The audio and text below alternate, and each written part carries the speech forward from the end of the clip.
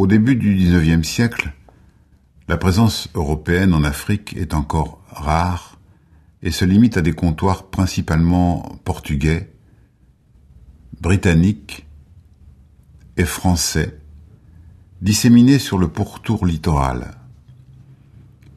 Leur installation est liée depuis plus de 3 siècles au commerce côtier, aux étapes des routes maritimes et surtout à la traite négrière qui résiste aux efforts abolitionnistes de certaines puissances.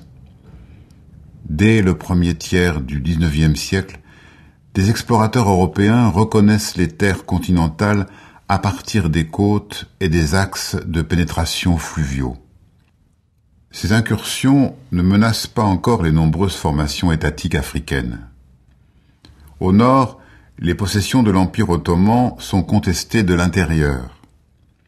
Au sud du Sahara, des États africains dont les délimitations restent imprécises se côtoient avec une grande diversité ethnique et linguistique.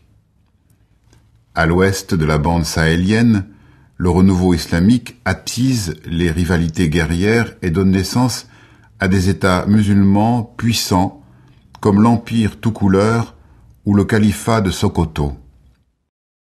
Les royaumes proches de la côte guinéenne sont plus en contact avec les comptoirs européens, parfois de façon conflictuelle. Dans la région des Grands Lacs, dominent des royaumes multiséculaires comme le Bouganda, le Rwanda et le Burundi. L'Éthiopie, empire chrétien, et l'île de Madagascar forment des États originaux et complexes. En Afrique australe, l'agressivité guerrière de l'État zoulou bouleverse l'équilibre des peuples bantous. À partir des années 1830, se manifestent de nouvelles logiques coloniales. La lutte contre la traite esclavagiste est prétexte à des implantations européennes que stimulent les commerces de l'ivoire et de l'or, puis l'exportation massive d'arachides et d'huile de palme. De 1836 à 1838, les Boers, de la colonie du Cap, avancent vers le nord-est pour former 2 États européens.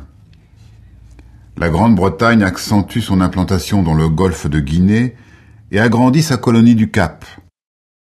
Le Portugal s'efforce de consolider sa présence et de réunir ses colonies du Mozambique et de l'Angola.